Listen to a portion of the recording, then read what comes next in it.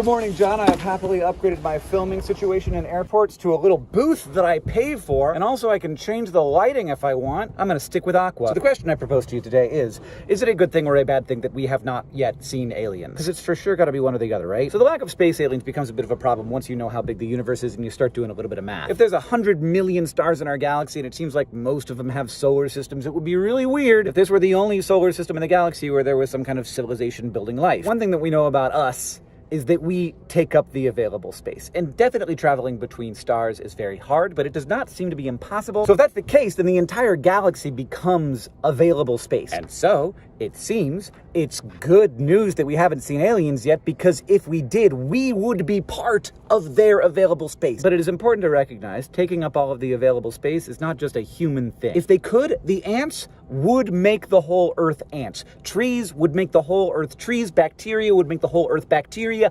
Camels would make the whole Earth camels. That's not a human thing. That's how genes work. So given that one, all life that we know of takes up all of its available space, and two, we are not yet part of someone else's available space, we have, I think, three options. Number one, we can definitely say with absolute certainty that it is possible for a thing like humans to happen in the galaxy, because it's happened. I'm sitting in a pod at an airport, so that's possible. However, the universe is 13.7 billion years old, and while life on Earth has existed for about 28% of that time, which is a lot, civilizational life has existed for a vanishingly small amount of time, just a couple 100,000 years on the outside. Life on Earth is not a blip, but we are a blip in terms of time. So it is possible, and I do not love this, that while it does happen that civilizations occur in the universe, they do not last very long. We would conquer the galaxy if we had the time, but we simply do not. We do not have the time because things like this just don't last. This is talked about a lot in the sort of communities where this stuff is discussed. There's even a term for it, that there's a great filter. So the great filter is just the thing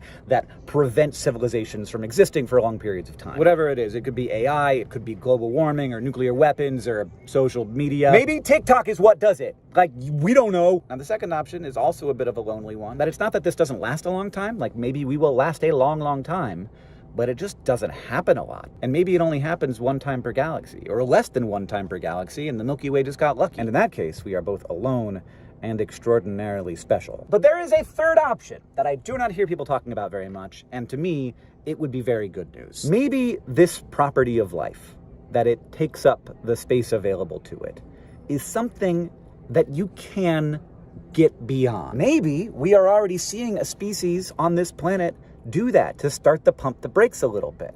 Maybe that species is us, the first species ever that's starting to think about not just taking up the available space. Is it possible that sufficiently advanced species with sufficiently advanced philosophies and societies start to think more about quality than quantity? Maybe there are a lot of civilizations in the Milky Way, but maybe they don't take up a lot of space.